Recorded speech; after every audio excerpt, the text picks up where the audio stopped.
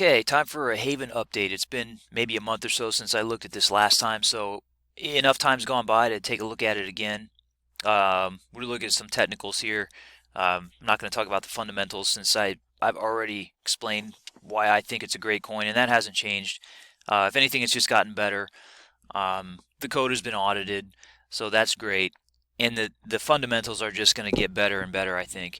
So I do have a couple articles that I think are related, so I'll mention those too. But from a technical standpoint, when I look at this here, this looks great to me. Like this is extremely bullish. Like, obviously we had this giant move up.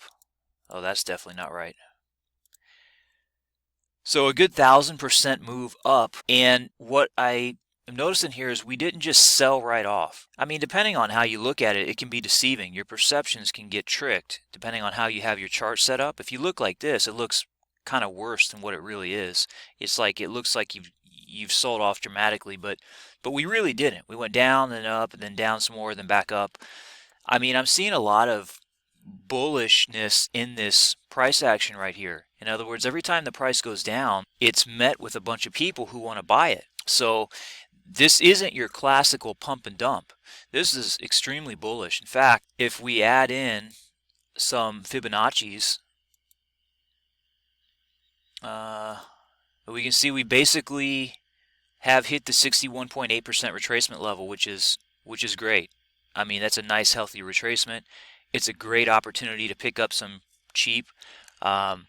So basically, the price is not just falling straight down to back where it was. So this in my opinion is extremely bullish.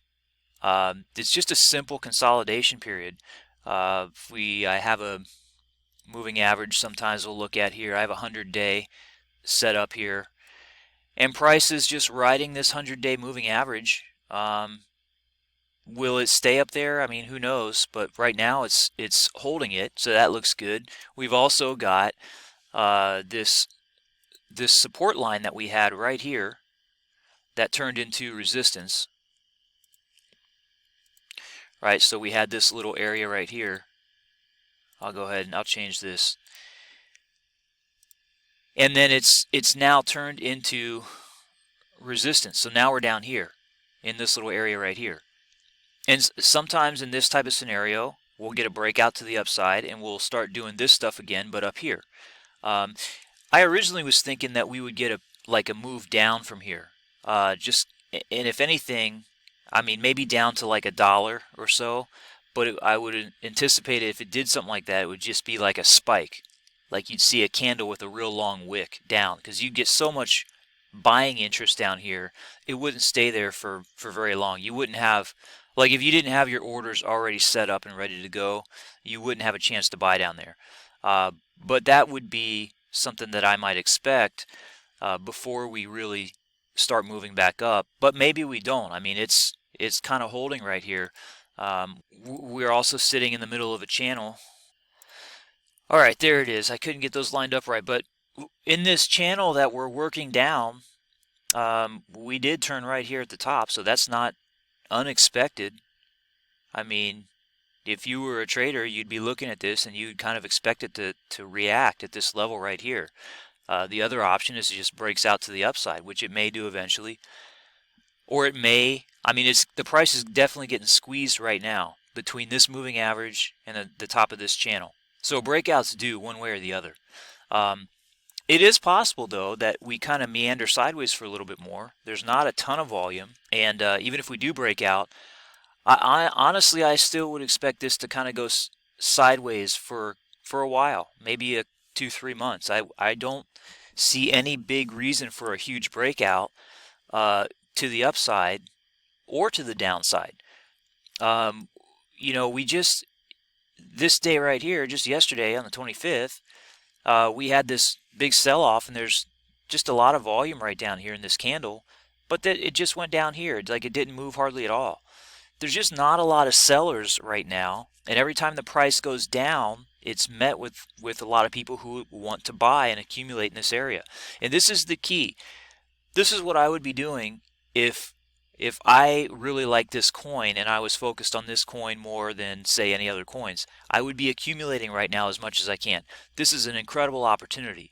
to accumulate this coin at these levels. With a current supply of 13.5 million, like I said before, there's no reason this couldn't be like a $100 plus coin, or a lot more. I mean, Monero is a $100 coin right now, essentially. I know it touched $100 recently, and this is better than Monero as far as I'm concerned. I mean, there's nothing wrong with Monero, but this functionality-wise offers more than Monero. When we get the next stable asset, we'll definitely get a breakout to the upside, if not before that. So that's when I would expect to see a breakout. In the meantime, this is an opportunity of a lifetime to accumulate as big a stack as you can, because remember, the bigger your stack is, the more amplified your gains are when this goes up. The next stop, when it hits $10 and it goes up 500%, I mean, the difference between just an extra 100 coins could be astronomical. I mean, every 100 coins you're making 500% on. So just accumulate as much as you can, little by little, during this time is the best strategy and the most profitable. You don't just want to sit on your coins and do nothing and pray that the price jumps.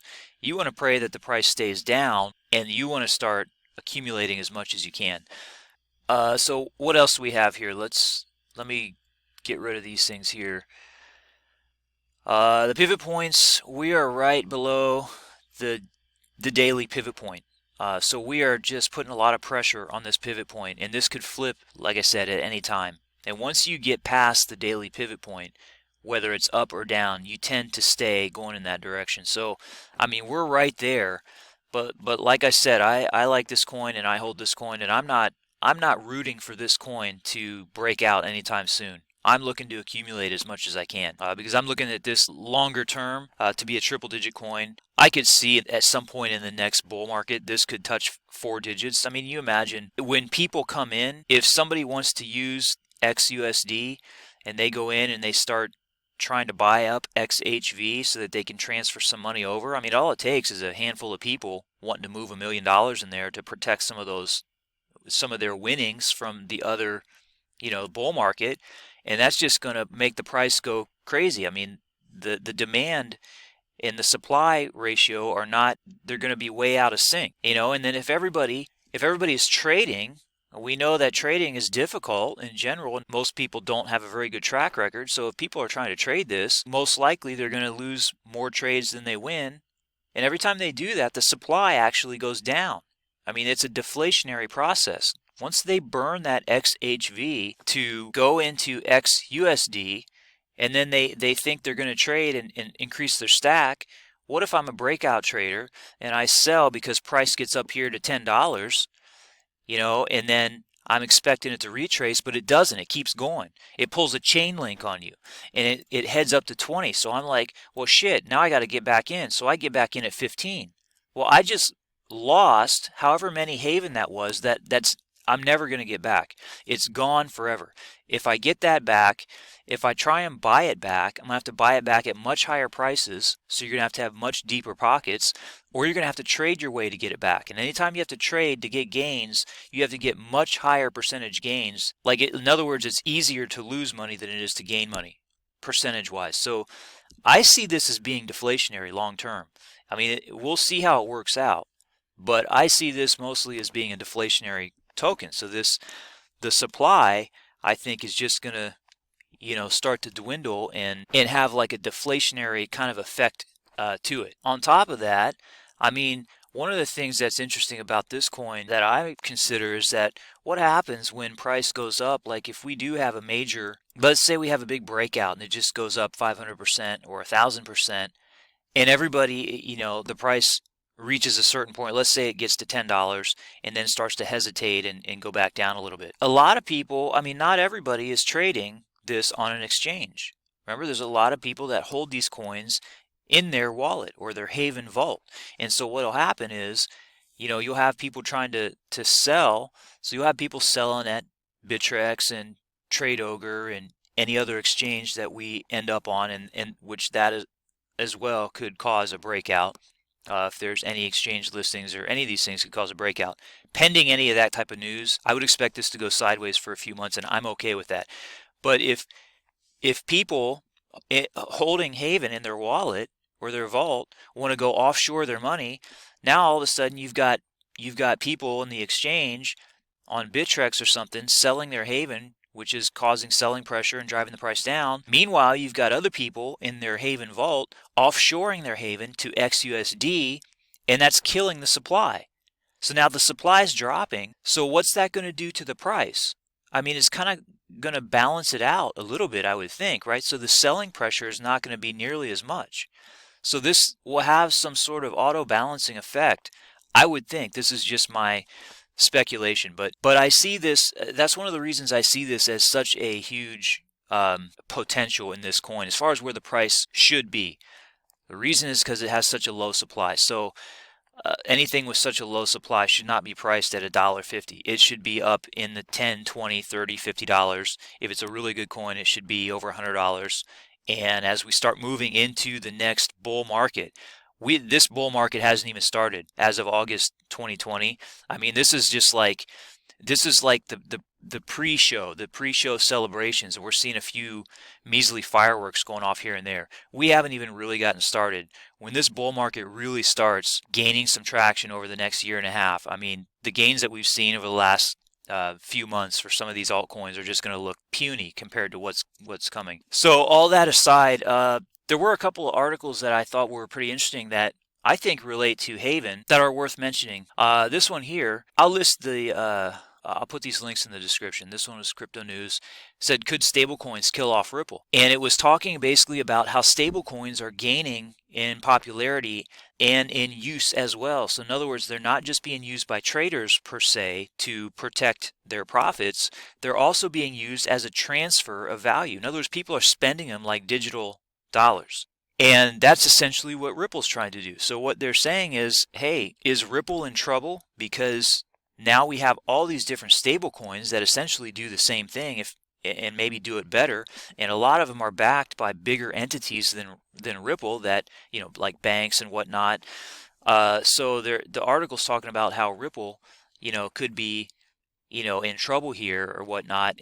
But I like this because it's basically making a case for stablecoins and the importance of stablecoins, and it's displaying how they're growing, they're evolving, they're becoming more popular. And the fact that we have XUSD attached to Haven just makes it that much more attractive of a coin. And that's another thing I think could cause a major breakout in this coin, is if people start to realize that, hey, there's this other stablecoin out there called XUSD, and it offers these benefits, of complete privacy and anonymity, and no other stablecoin does that. It's decentralized, fully decentralized, not like partially decentralized like DAI, where DAI is backed partially by, USDC. So you don't want to have that kind of stuff involved at all. So this was a great article. And then we had another one here. Chain Analysis can now track your privacy coins Zcash and Dash, but they can't track Monero. And so this was an interesting article too when I read through this, because Monero, essentially, it's saying Monero is like the only good privacy coin out there. In other words, Zcash and Dash this is like Ztrash, and Dash is digital trash as well. I guess there could be some other ones that could be coming up that are good. Maybe Pirate Coin is working because they did some things differently than Zcash and these other guys, but this was a great article too. This is just more support for Haven and the importance of privacy, which I think privacy coins are going to be a hot commodity in the future as things start heating up. We don't know what's coming down the pike for us. We don't know what the officials and the governments have up their sleeves, and the bankers and their lobbyists, and what they're trying to do in the digital world. But one thing I do know is that whatever they do, they always do something, and whatever they do, it's in their interest, not in ours. So if they're going to do something to crypto, whether regulate it or attack it, chances are it's not going to be great for us. Privacy coins, on the other hand, do give us at least some protection against any kind of nonsense that they try and pull. We got this other one here. This article says the ban is not enough. Russia now wants to spy on your crypto transactions. Well, they're developing software that can actually do this. And the thing is that it's not like this is just going to be Russia and they're going to be the only country that does this. So all you got to do is just make sure you don't live in Russia and you'll be fine. No, this is going to be every country. every country out there eventually is going to get to the point where they want to spy on you and your crypto transactions. Another case for Haven and privacy coins in general. And again, Haven is the only one out there with the ability to have a built-in stablecoin so that you have the option to go and choose where you want to put your equity. Do you want to have it in a stable asset at this time? Do you want to have it into a more of a speculative asset like Haven? Do you want to have 50-50? And with some of these additional options that we'll have with gold and Bitcoin and all that, there's going to be no competition for what Haven can offer, in my opinion. And there was another one too, that wasn't it. This one wasn't necessarily for privacy coins in general, but it was a great article. It says Grayscale was saying that the Bitcoin market looks like 2016 before historic bull run. So like I said, we haven't even gotten started. If we use the 4-year cycle as a comparison, then technically we are in 2016 on a time scale if we go back 4 years. If Bitcoin and crypto sticks to the 4-year cycle, if you think back to 2016, there weren't a ton of huge movements, but there were some. And that's kind of what we've seen now. So if anything, we should be looking for, just the typical ups and downs for the next, say, year. And maybe the parabolic moves start after that. Who knows how it'll work out, but you want to be alert and paying attention and ready for whatever's going to happen. You're definitely in the right place right now. Make the right decisions. Make your investments, start your accumulations, and I think we're sitting in a great spot right here. So that's it for this video. Thank you guys for watching. Make sure you hit the like button and make sure you subscribe, and I'll be putting out more videos here with more content regarding trading, investing, and learning as well with cryptocurrencies. We'll see you guys in the next video.